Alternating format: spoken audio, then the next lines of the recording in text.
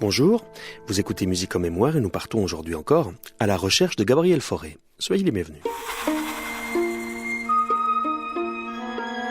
Musique en mémoire, Jean-Luc Rider. Bonjour David Mestri. Bonjour Jean-Luc. Il y a Bertrand Roulet. Il est là. Il est au piano, Bösendorfer, de ce studio de la radio-télévision suisse. Il y a Gérald Yeston à la réalisation, personnage important cette semaine. Et puis il y a vous, David Mestri.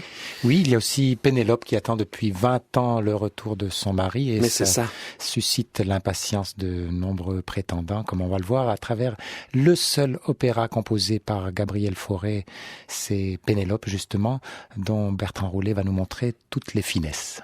Et notre impatience, à mon auditeur et à moi, de vous découvrir sur les cheminements de cet opéra de Gabriel Fauré, avec vous, David Mestri, avec Bertrand Roulet.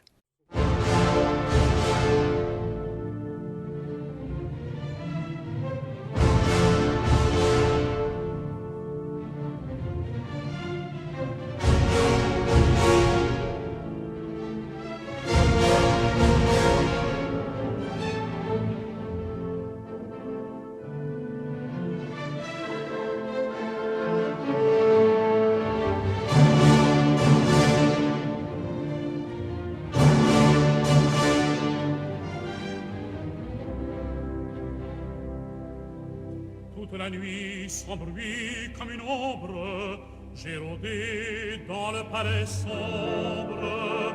J'ai fait tourner les lourdes portes sur leurs gants. J'ai reconnu toutes les salles et j'ai choisi parmi mes armes colossales ce glaive sous lequel sont tombés les dragons, dont le semblait mon crépuscule dérivante. Et voilà le bragiste d'Hercule. Je le cache là.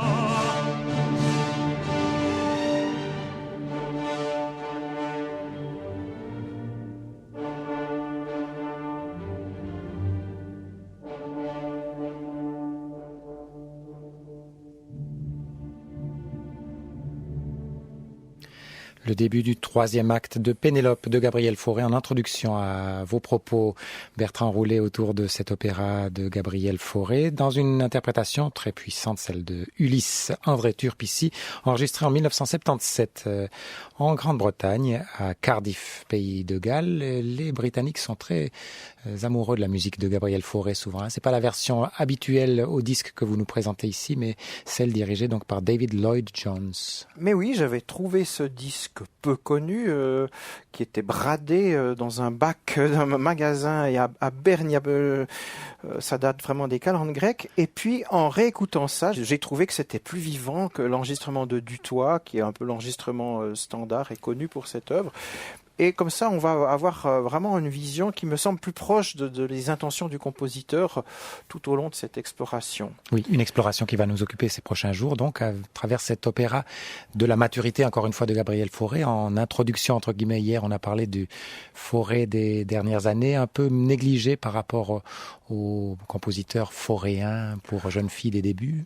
On peut naturellement pas établir des frontières trop rigides, mais oui. On pourrait dire que Pénélope, effectivement, ouvre ce qu'on appelle la dernière période, la troisième période du compositeur. On est en plein XXe siècle, alors 1907, c'est juste Bon, c'est un ouvrage dont la composition s'étale sur plusieurs années, parce qu'il faut pas oublier que, contrairement à Massenet, contrairement à Strauss ou d'autres compositeurs, Fauré a très peu de temps pour lui, pour vraiment s'adonner tranquillement à la composition. Et c'est pour ça que il avait sa responsabilité au Conservatoire de Paris, mais auparavant, avant d'être directeur, il devait faire de nombreux déplacements tous les jours, des fois plus que 2 heures de train pour inspecter des annexes du Conservatoire, des examens. Il avait toutes sortes de choses harassantes et puis des services d'orgue. Et là, à cette période-là, il est directeur du Conservatoire et c'est vraiment pendant quelques mois de repos qui se rend en Suisse, qu'il aime beaucoup. Auparavant, il était déjà allé à Witznau, à Zurich. Et puis l'idée de cet opéra a commencé à germer en lui, et c'est maintenant à Lausanne qu'on va pouvoir suivre vraiment pas à pas, au travers de ces lettres très sympathiques qu'il écrit à sa femme, de l'avancée de la composition. La composition qui a été amorcée grâce à des discussions et au souhait d'une de ses amies, Lucienne Bréval, grande chanteuse wagnérienne. Et alors, on peut vraiment remercier cette dame d'avoir eu l'intuition de nous donner vraiment cet ouvrage qui, tout en étant extrêmement personnel, et c'est pas du tout incompatible, qui est à la fois très wagnérien, très personnel. Je dirais juste, en passant, que ce qu'on a appelé le wagnérisme en France, comme étant quelque chose qui pouvait bloquer l'avancée du langage musical, c'était une manière extrêmement partielle, voire complètement fautive de voir l'œuvre, plutôt de ne pas la comprendre. Des gens comme Reyer ou comme ça n'ont strictement rien de wagnérien, à part certaines imitations un petit peu serviles chez Chausson. Je ne vois pas tellement d'authentique wagnérisme chez Chausson, j'en vois beaucoup plus dans une œuvre comme Le Espagnol. Je connais très bien cette œuvre, je l'ai jouée en version réduite, par exemple, une vingtaine de fois dans des productions, et à chaque fois, en tant que wagnérien, j'ai eu l'impression que le choix de Ravel pour chaque modulation, chaque récitatif était totalement dans l'esprit d'unité de l'œuvre, de vérité des modulations de Wagner, sauf qu'évidemment, c'est un sujet qui est très différent de ce qu'on connaît, mais Wagner lui-même a totalement parfois changé de style d'une œuvre à l'autre, suivant qui aurait pu prévoir que l'auteur de Lohengrin écrirait Tristan, qui ferait ensuite les maîtres chanteurs. Ce sont des mondes différents. Donc quand on parle de quelque chose qui est wagnérien, moi je comprends pas bien ce que ça veut dire. On parle de quelle œuvre? On parle d'admiration, surtout pour une grande partie des compositeurs français, jusqu'à Debussy. Comme ce sont des œuvres qui sont extrêmement différentes et qu'on trouve absolument tout dans Wagner, je crois qu'on peut dire que c'est l'établissement d'un langage qui est souple et qui permet d'épouser et d'unir les arts. Et dans ce sens-là, Debussy est wagnérien, Ravel l'est, voilà, et Fauré l'est totalement. Et en même temps, à chaque moment, on reconnaît totalement sa griffe. C'est aussi toute l'ambiguïté. Des gens se sont dit, voilà, je veux me libérer. Faut se libérer d'une tutelle, par exemple, de la tonalité. Et les gens qui font des dissonances sur dissonances se ressemblent tous les uns des autres, que ce soit une jeune école turque ou suédoise, on reconnaît tout de suite le style de... Moi, je vois pas tellement des personnalités dedans. Et vous passez avec toujours les mêmes notes, et je vois absolument des mondes de différence à partir des mêmes éléments, entre un Poulenc qui fait... ou Prokofiev qui fait...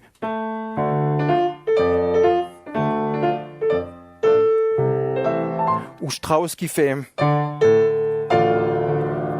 Voilà. Ces gens n'ont pas besoin de se référer à un système de valeurs qui est complètement en tant que tel dans le langage différent pour être personnel. Et c'est exactement avec la même chose avec Wagner. Il y a une objectivité de ce que Wagner a simplement découvert, mais pour ça, il faut revenir à ce dont on parlait hier, c'est-à-dire de cette vision que ces forces qui agissent dans l'œuvre ne sont pas créées par le cerveau de l'individu à telle époque, ce qu'on nous serine tout le temps, mais que ce sont vraiment les créateurs sont des paratonnerres qui captent les forces de la foudre ou qui dirigent leur télescope vers des constellations qui certes changent d'une époque à l'autre dans la mesure où on ne braque pas le télescope sur les mêmes constellations, bien sûr, mais dès qu'il y a une analogie dans la démarche de Mozart, de Wagner, de Fauré, on retrouve tout à fait derrière les personnalités, l'universalité du langage lui-même, de l'air qu'on respire, de notre organisme, de tout ce qui nous est donné, des langues qu'on parle, etc.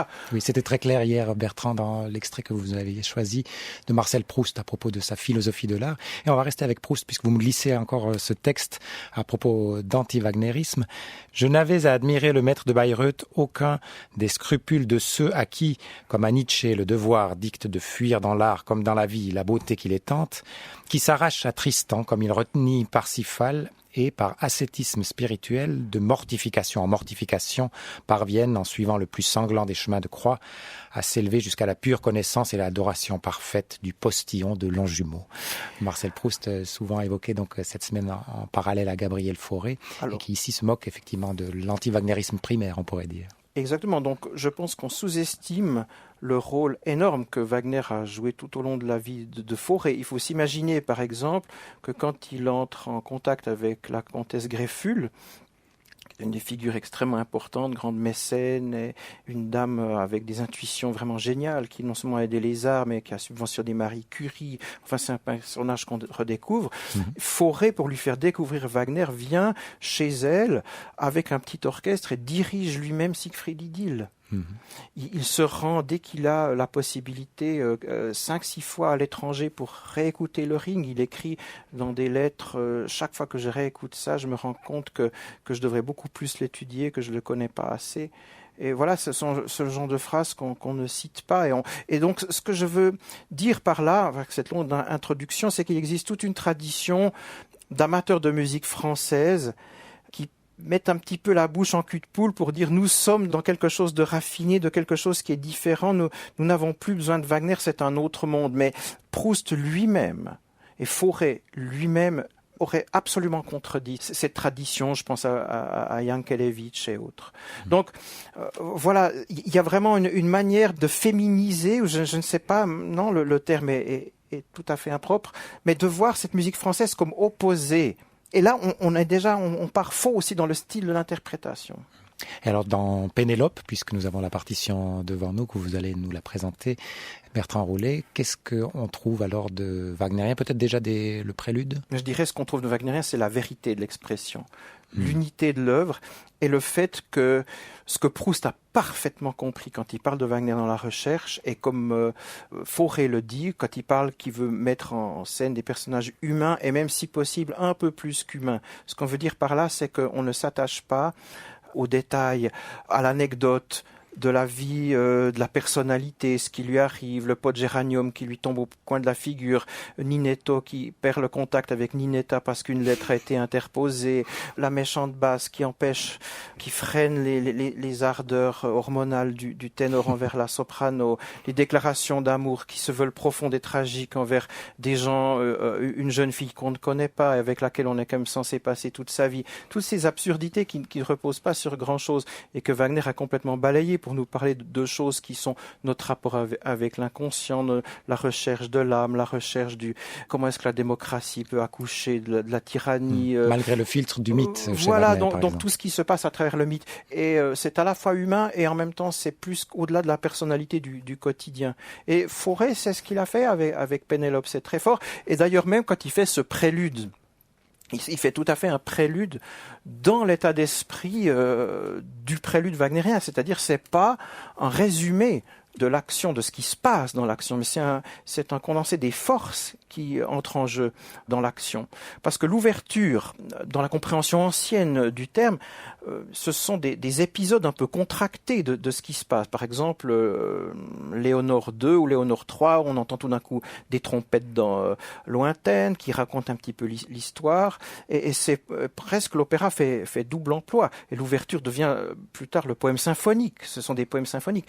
Tandis que là, ce n'est pas l'histoire, c'est vraiment les forces en présence. Vraiment, le rideau doit s'ouvrir pour qu'ensuite le temps se déroule. C'est hors du temps. Quelles sont les forces qui s'opposent, comme des arcs dans une cathédrale? Est-ce que ces forces, Bertrand Roulet, se présentent sous forme de leitmotiv, de thèmes que l'on reconnaîtra par la suite dans l'opéra? Alors, on reconnaît effectivement des thèmes, mais comme avec Wagner, Fauré a très très bien compris qu'il n'y a pas dans cet art qu'on espère idéal et uni dans toutes ses composantes, des éléments motifs et des éléments pas motifs. C'est vraiment qu'une question de résolution dans l'image.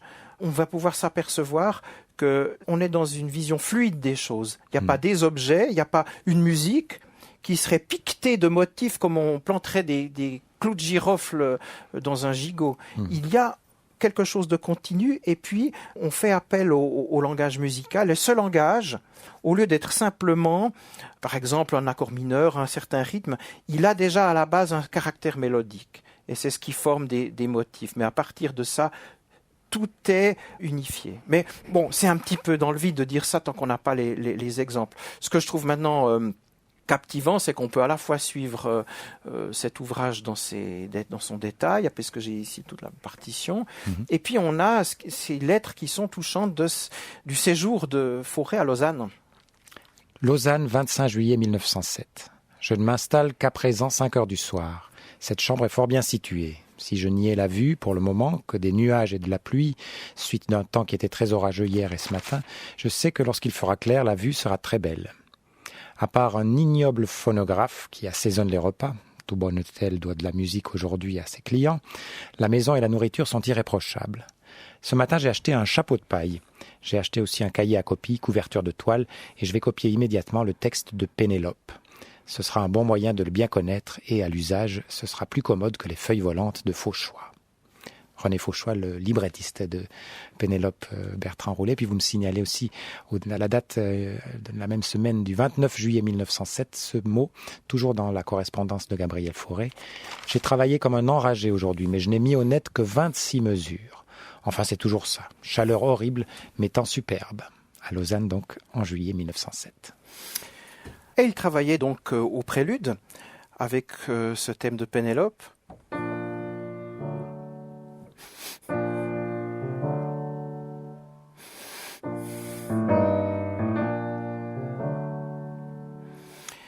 C'est un thème qui est à la fois tourné vers l'intérieur, un intervalle qui s'abaisse, mais ce n'est pas un thème mou et soumis. C'est pas comme si on avait fait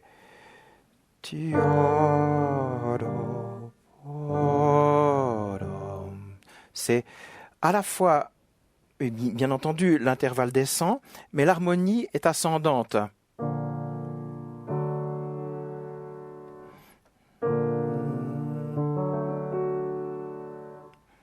Vous voyez, on parlait du langage. Je fais une petite parenthèse, mais la grammaire et le mouvement des harmonies, ce serait beaucoup plus, disons, une phrase ouverte et dynamique avec cette harmonie si je disais « celui que je serai », que si je disais « celui que j'étais », ça irait pas tellement bien. Si je disais « celui que j'étais »,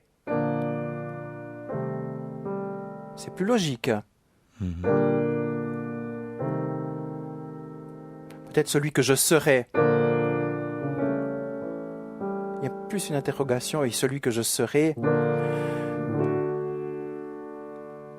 Vous voyez, c'est un bon exemple, je crois, pour dire que voilà, le maniement de l'harmonie, c'est déjà quelque chose qui peut exprimer énormément de choses. L'élément plaintif, il vient vraiment à la troisième mesure, c'est ça.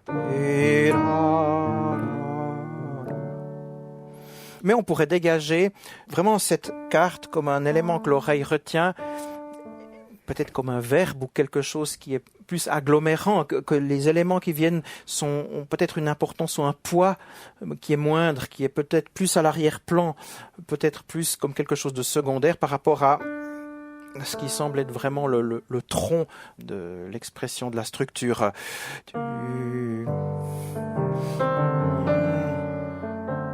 On voit très bien qu'on est en train de construire quelque chose à partir de cette carte descendante.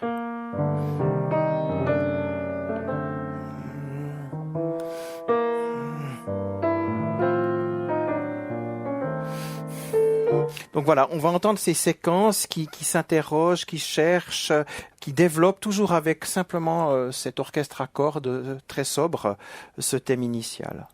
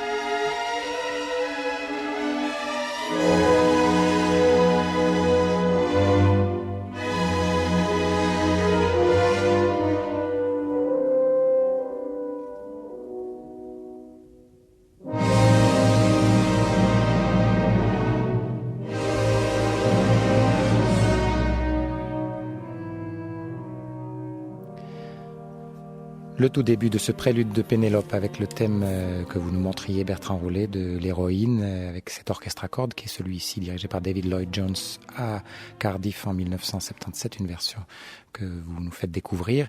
Et on continue à analyser donc ce prélude, cette ouverture qui dure un peu plus de 5 minutes, instrumentale, à l'Opéra de Fauré. Vous comprendrez mon admiration pour cette pièce quand, en examinant les détails, on voit que derrière l'apparente différence, bien comme dans deux catégories, du thème de Pénélope, ensuite du thème d'Ulysse, qu'il y a tout un continuum, il y a tout un aspect ondulatoire et changeant qui montre qu'au fond, on n'est pas dans un monde d'objets, mais on est dans un monde mouvant, on est dans un monde où il y a toujours à chercher derrière une sensation, derrière une personne, que les choses ne sont pas absolument avec des frontières nettes. Un monde d'âme plutôt que d'objets, alors. Et c'est exactement, et avec au niveau de la matière, justement, cette interpénétration des entités. Maintenant, le thème d'Ulysse, il vient, mais comme une phase complémentaire de ce qu'on a entendu. Le thème d'Ulysse, ce sera ça.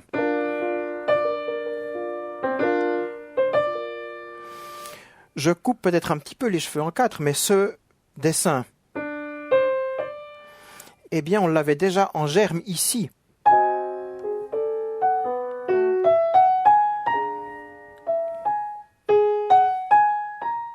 Si je joue le thème d'Ulysse, eh bien, dans les développements. Et puis, au niveau du rythme, ta-tam, papam, ce rythme pointé, Fauré a écrit ici, dans la basse, non pas 1, 2, 3, 4, 1, mais doublement pointé. Plus guerrier. Donc, il y a une certaine vigueur. C'est comme si l'élément Ulysse est en Pénélope et la réunion des deux, voilà, c'est peut-être un petit peu simpliste ce que je dis, mais c'est autre chose que simplement monsieur et madame qui se retrouvent. Il y a dans cette vision quelque chose de plus profond. Alors maintenant, la manière dont se fait le lien entre les deux thèmes, encore plus clair, juste une mesure avant l'irruption du thème d'Ulysse, c'est ceci.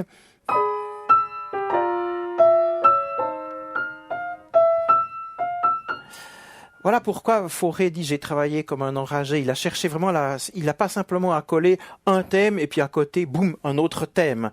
Parce qu'il ne fait pas que mettre l'un à côté de l'autre deux personnages. Il y a les forces qui sont en nous, qui sont au-delà de la personnalité.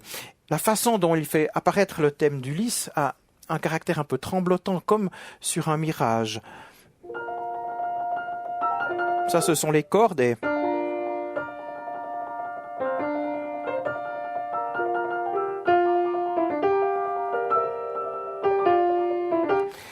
C'est à la fois lointain psychologiquement, aussi dans l'espace. Et quand on a ce puissant crescendo,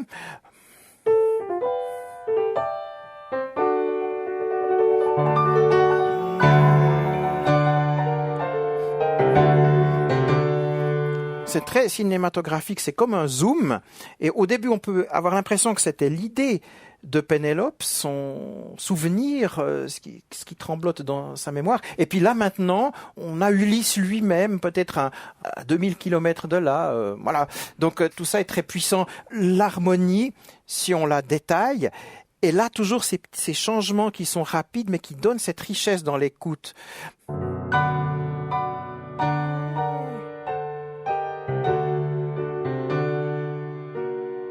Je trouve très beau qu'il n'ait pas simplement fait pom, pom, pom, pom, ou bien mais qu'on ait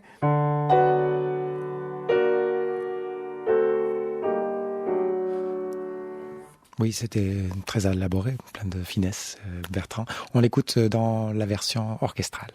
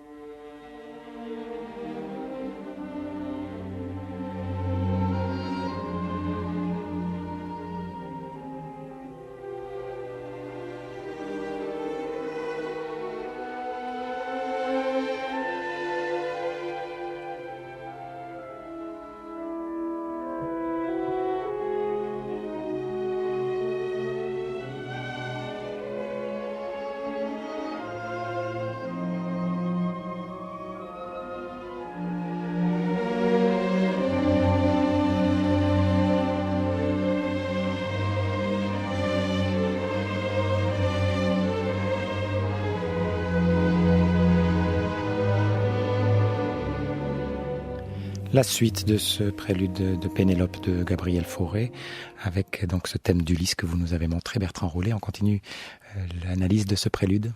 Je vous rappellerai que ce thème comporte en fait 3 membres de phrase, donc ce saut d'octave caractéristique d'ailleurs de nombreuses œuvres de Fauré. On dirait que peu à peu il se prépare à ce thème au travers de plusieurs œuvres de musique, de chambre, de deuxième quatuor avec piano.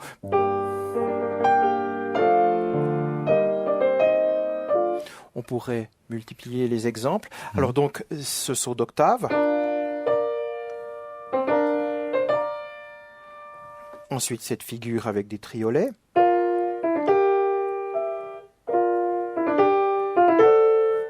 Et puis, ces quintes superposées.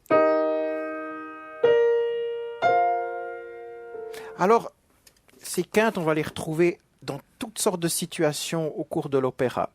Parce qu'elles symbolisent plutôt, enfin elles symbolisent ce qu'elles sont. Un empilement de force, c'est l'énergie, la quinte, plus que évidemment qu'un demi-ton descendant. Ça serait un Ulysse bien amoché.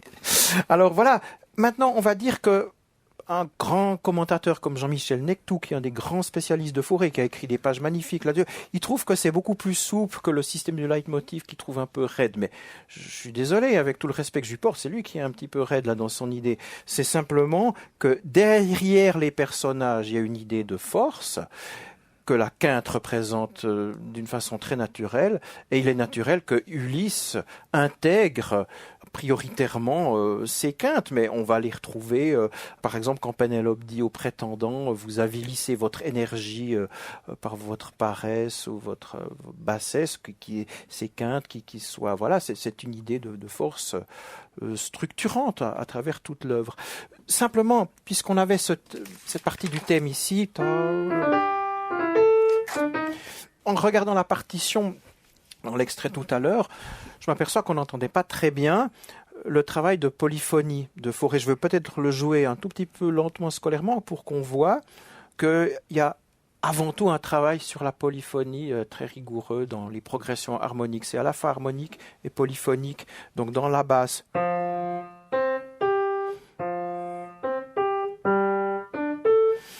la structure générale,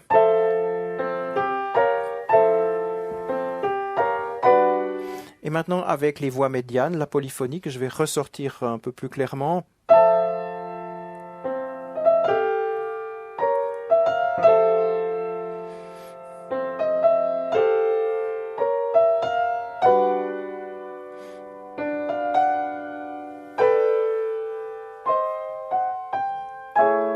C'est très intéressant cet accord.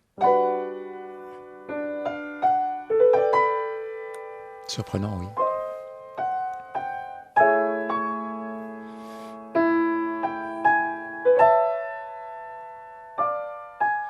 Alors, avec ces mouvements polyphoniques, Fauré attrape à tout moment des accords qui lui sont très personnels. Je trouve ça remarquable.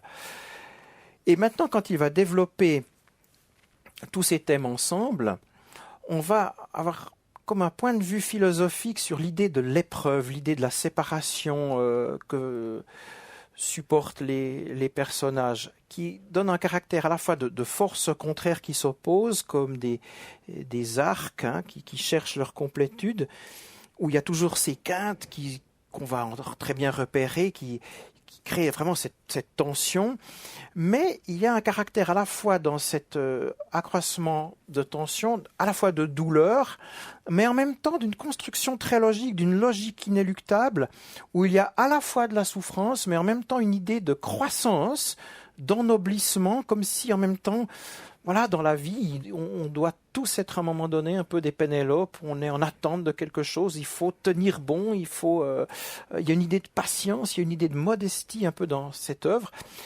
Et j'en aurais presque oublié de remarquer cette chose toute simple, c'est que après les thèmes héroïques, où on a le grand orchestre, où il y a toutes ces idées qui se développent, on retrouve tout d'un coup de nouveau l'orchestre à cordes, et ça nous donne, exactement comme chez Proust, l'impression qu'on retrouve une couche de temps différent, qu'on se retrouve de nouveau dans cette réalité très simple et très navrante de cette femme qui attend le retour de son mari.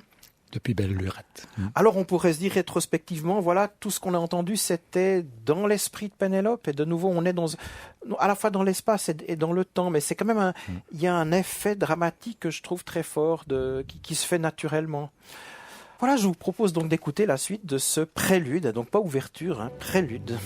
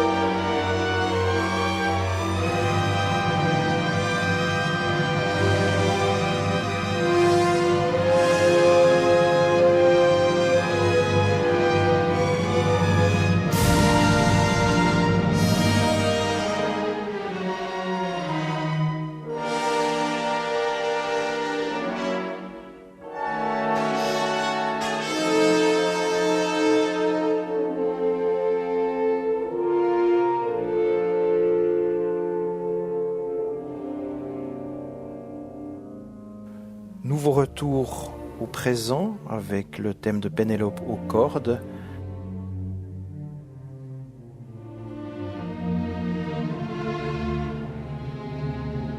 Et peut-être regarde-t-elle l'océan désespérément. Le thème d'Ulysse est réitéré par un corps lointain, tandis que les cordes refluent inlassablement vers cette tonalité résignée.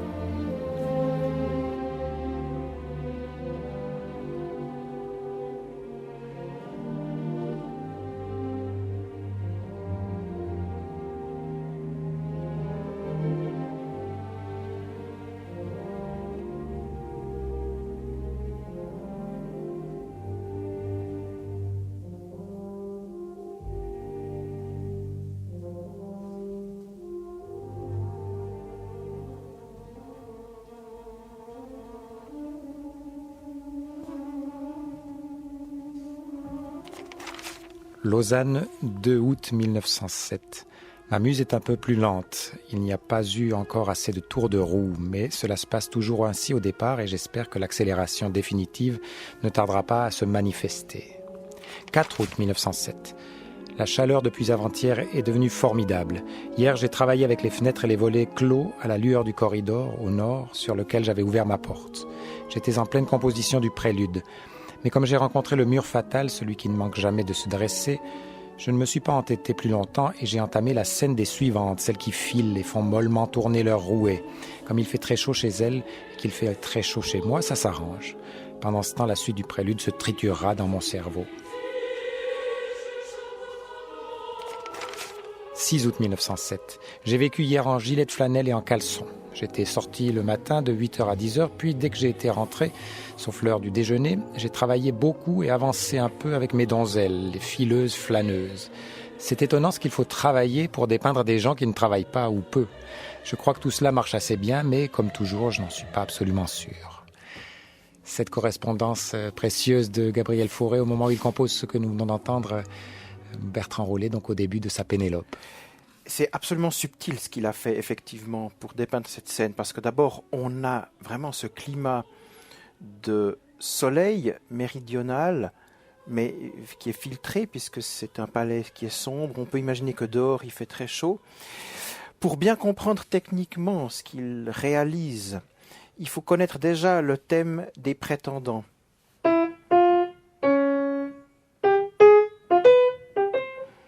Les prétendants à la main de Pénélope, donc, qui essaient désespérément de lui faire perdre sa fidélité pour Ulysse, qui est depuis longtemps déjà parti. Oui, ces forces envahissantes. Si on se rappelle que Pénélope, c'était... Finalement, il y a quand même une certaine parenté d'avoir simplement cette demi-ton qui... On va voir qu'il y a aussi un rapport entre tous ces thèmes les uns dans les autres, et que l'idée aussi de la quinte, mais peut-être de la force, mais qui ici est amollie, vient justement se mêler dans ce tableau.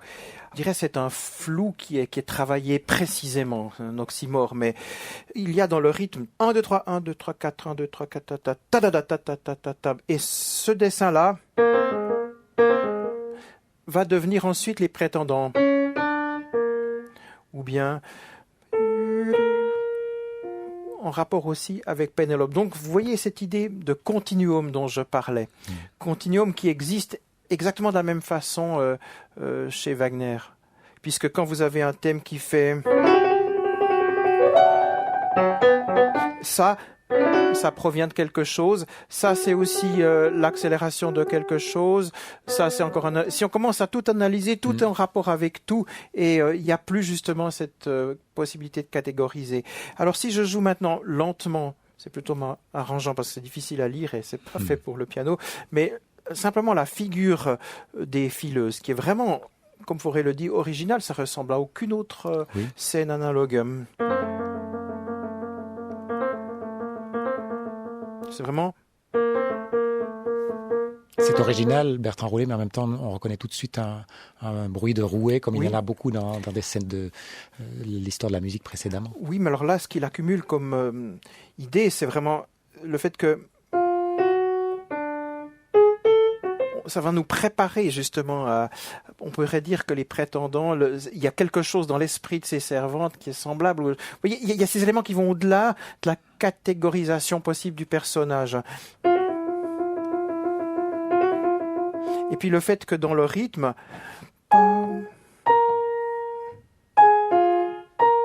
toujours ce décalage...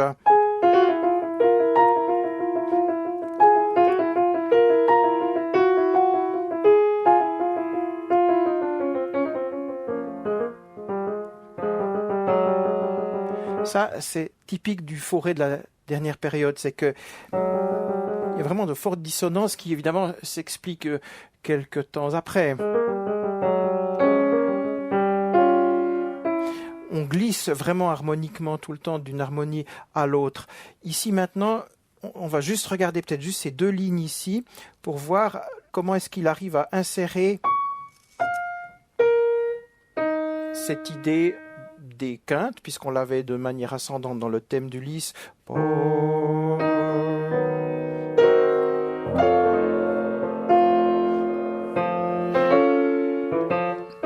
Alors, ici maintenant, alors essayons de voir comment est-ce que ça se combine.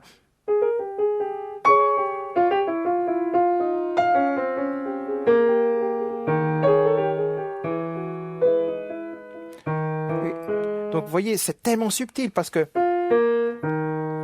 C'est comme un décor de Grèce ancienne, je trouve. En plus, oui. On a l'impression d'avoir... Alors en même temps, il arrive très très bien à créer cette ambivalence dans quelque chose qui est à la fois moderne, mais en même temps c'est moderne parce que ça fait référence à l'Antiquité revisitée. Donc il y a effectivement cette ambiguïté-là. Et si j'analyse cette ligne, c'est une combinaison entre l'idée de la quinte et le demi-ton et la tierce.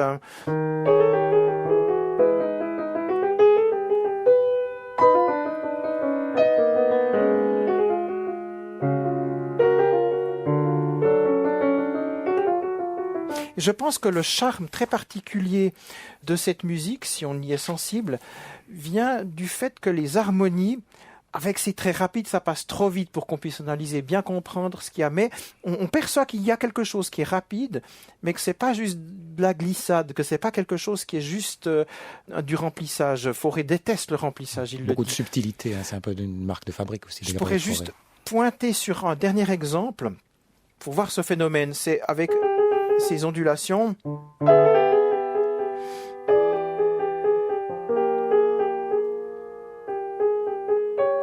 Alors là, justement, on ne sait plus si on est dans cet accord-là ou dans celui-là.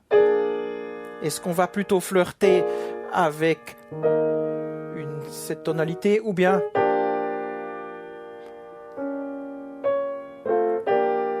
plutôt cet accord-là? Lequel des deux va faire pencher ce mouvement tournant? C'est donc vraiment quelque chose qu'on pourrait analyser longtemps au niveau harmonique. C'est vraiment un passage qui est très subtil, très original. Je trouve d'une modernité discrète parce que c'est tellement bien fait que toutes ces dissonances finalement ne paraissent pas si osées, mais elles le sont en fait.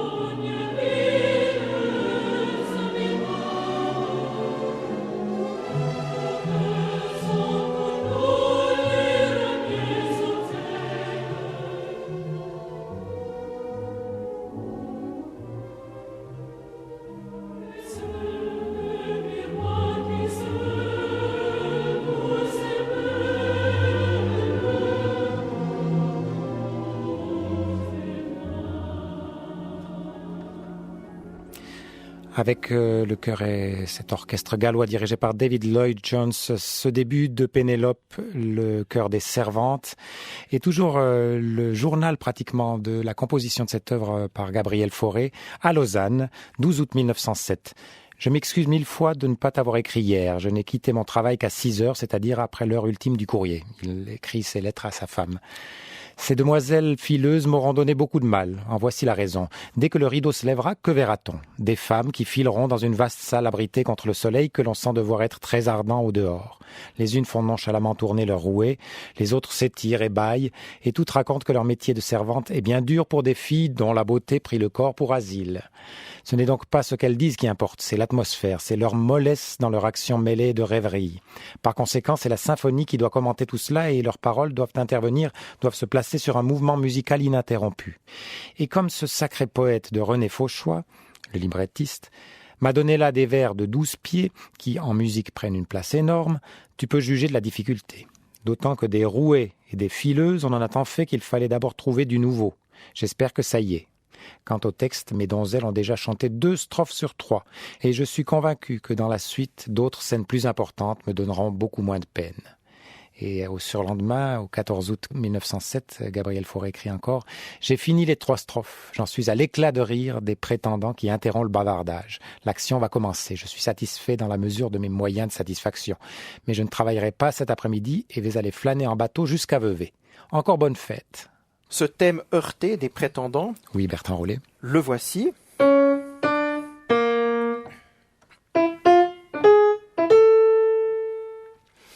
Ici à 2 voix.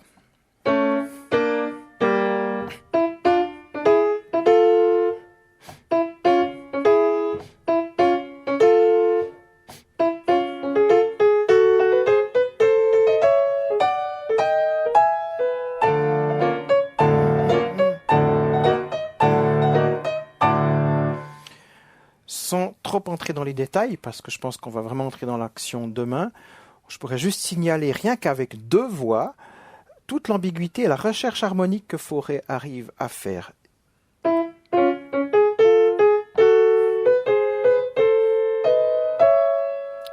C'est cette note qui est étonnante, parce qu'il aurait pu faire...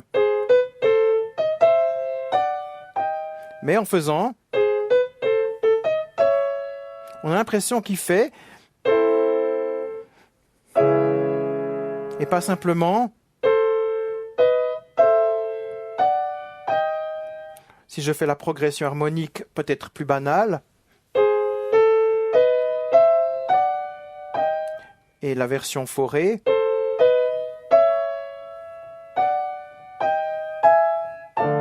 et comme chez Proust, après des phrases complètement improbables, avec une longueur, une subtilité incroyable, tout d'un coup il fait parler un personnage stupide et frustre, tout d'un coup c'est absolument passionnant de rencontrer cette vision rythmique, appuyée de la lourdeur ou de l'insensibilité traitée avec sensibilité.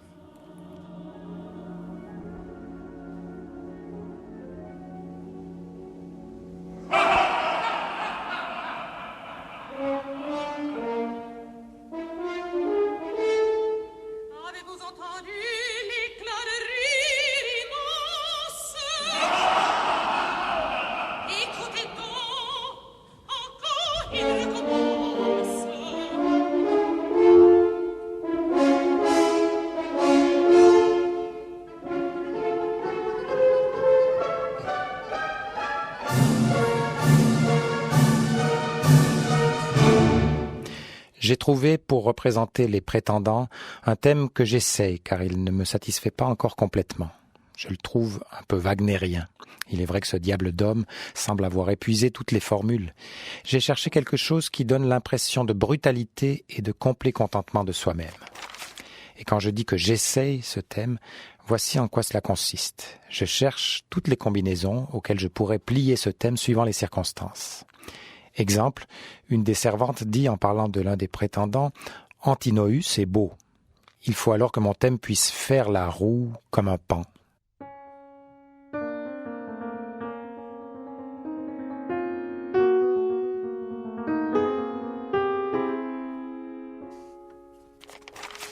Je cherche aussi si ce thème pourra se combiner avec celui de Pénélope. Je cherche tous les moyens de le modifier, d'en tirer des effets variés, soit dans son entier, soit par de ses fragments. En un mot, je me fais des fiches qui me serviront au cours de l'ouvrage, ou si tu préfères, je fais des études, comme on en fait pour un tableau. Cette indispensable préparation va m'occuper quelque temps, mais elle facilitera énormément mon travail par la suite. Il ne faudra pas t'inquiéter, par conséquent, si je ne t'annonce pas journellement un progrès sensible dans l'œuvre même. Cela ne voudra pas dire que je perds mon temps, loin de là. Seulement le cerveau s'excite, et la recherche d'une chose en fait trouver également d'autres utiles.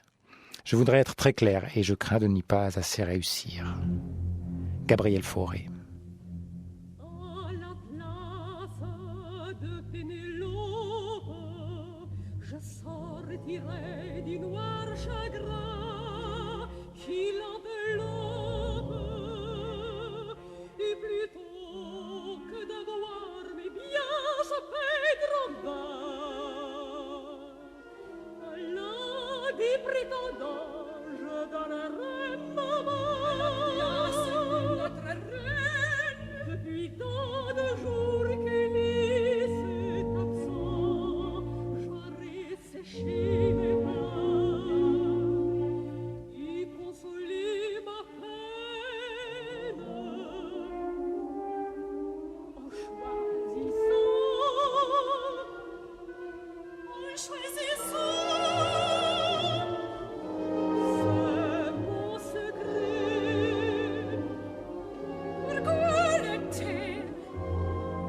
N'avons-nous pas en nous tout notre mystère?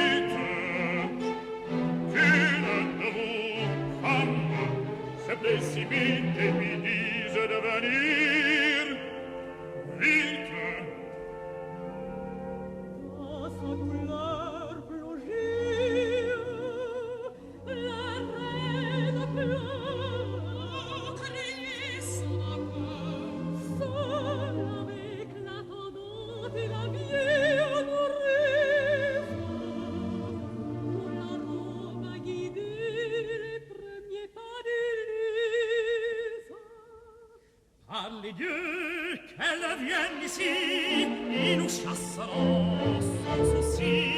Mieux que ces vieux confidentes, avec le rire en feu de nos bouches ardentes.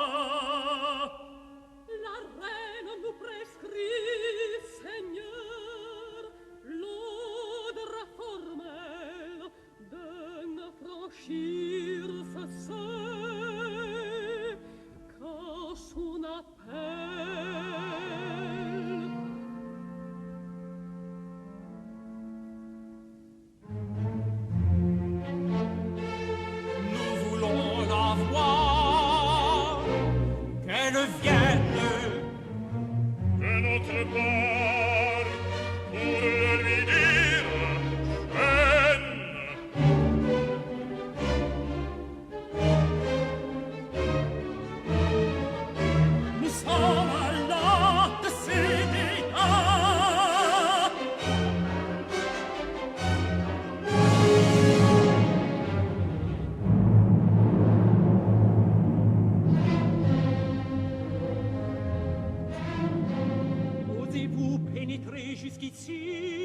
Pénélope de Gabriel Fauré sur le lutrin de Bertrand Roulet cette semaine, qui est à son piano, David Mestri. On est au début de l'opéra, on continuera demain à l'examiner. Avec grand plaisir, et avec Gérald Yestan à la réalisation, et avec Isabelle Watson à l'assistance à la production. Musique en mémoire, c'est une proposition de Jean-Luc Rider, et un merci particulier à Bertrand Roulet pour son savoir et sa mise en œuvre pianistique de sa pensée.